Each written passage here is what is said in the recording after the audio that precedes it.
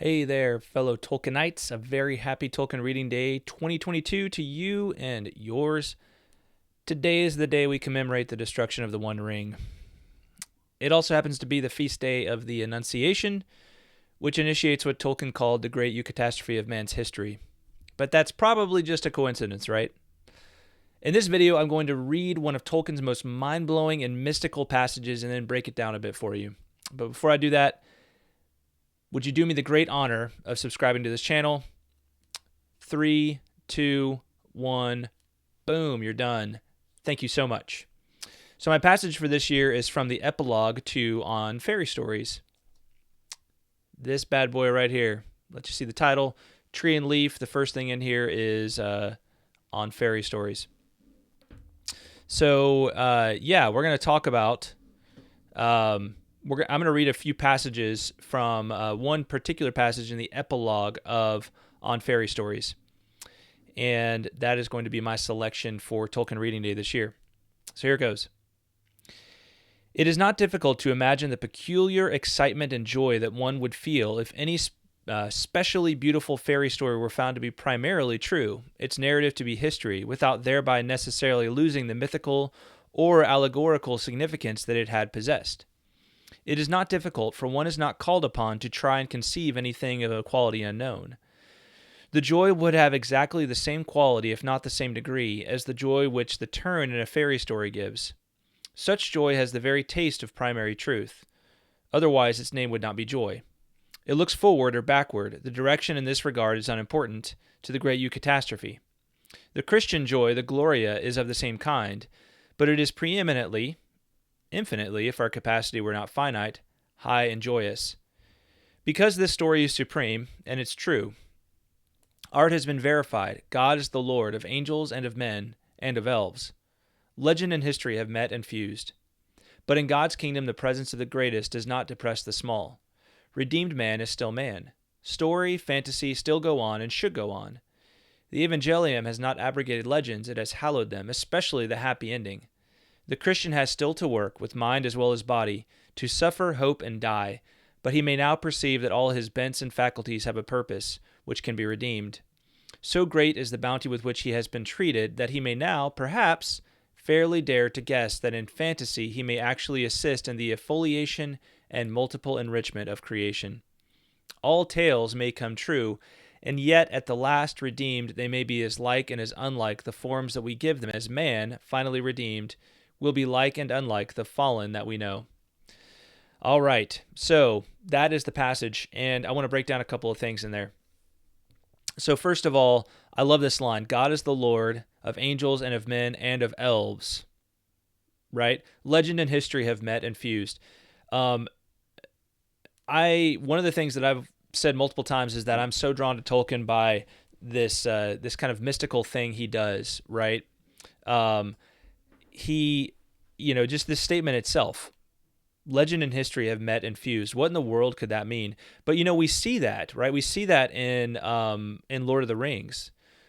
One of the themes that carries through that story, and it's a little bit more of a subtle theme, but one of the themes that carries through Lord of the Rings is, especially from Sam's point of view, this idea that he is seeing things that he's heard stories of but had never actually seen for himself, but he's seeing them come to life with his own eyes, right? There's a wonderful passage at the at the beginning. I believe it's in the second chapter, the beginning of the second chapter of Lord of the Rings, where he's in an argument, right, with in the Green Dragon, and he's talking about the different like trolls that have been seen. Oh, he's talking about Ents. He's actually talking. He doesn't know the word, but he's talking about Ents and like these trees that like move around like men, right? And he's like, I know somebody who's seen one, and the skeptics among them are all like, just being like making fun of him, right? But here he is, right? And he eventually sees these things. Legend and history have met and fused. It's the same kind of thing when Theoden reacts when he sees hobbits for the first time, right? It's like, what is this that I'm seeing, right? I've heard legends, but I've never actually seen these things. So, that's kind of the first little glimpse of this passage that really gives me chills, that makes me sit up and pay attention a little more. By the way, before I hit the rest of it, if you're enjoying this video so far, go ahead and hit that like button and give this video a boost. So the next thing I wanted to highlight is this line: "The Evangelium has not abrogated legends; it has hallowed them, especially the happy ending."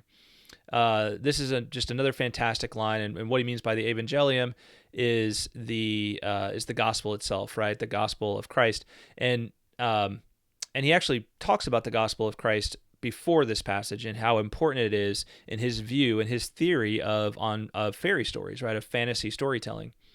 Some people, who are of the non-Christian or especially perhaps of the agnostic or atheist variety might kind of chuckle at that and be like, well, of course Christianity fits into his theory of fantasy, but that's not actually what he's talking about. He's actually talking about the reverse of what you want to say.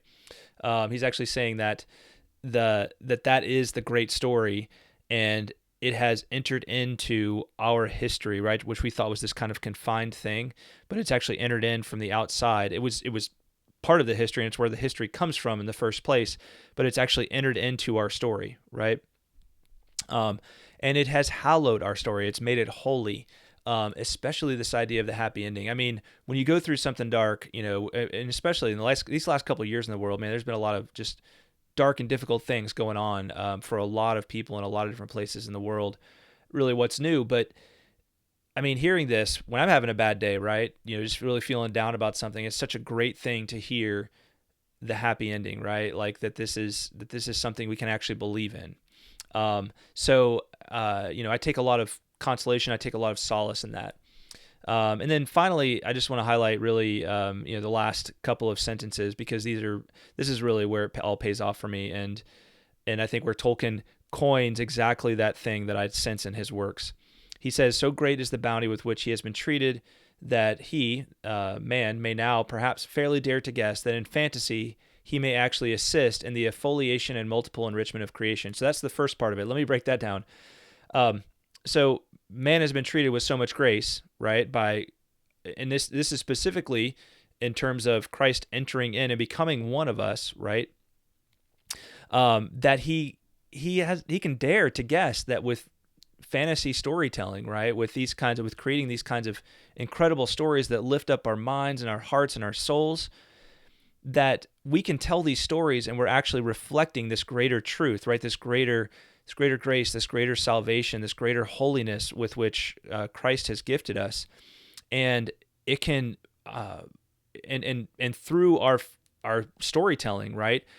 We are actually doing that work of subcreation, right? He uses some very fancy terms here, the affoliation and multiple enrichment of creation. See, our thing as human beings, and this is Tolkien, right? This is Tolkien's thought. Our thing as human beings is one of the aspects of us being made in the image of God is that we create like God creates, right? Now, we don't do it on quite the same level because we don't create from nothing, but we do create from the things that he's given us and beautify the world around us, right? That's what we're intended to do.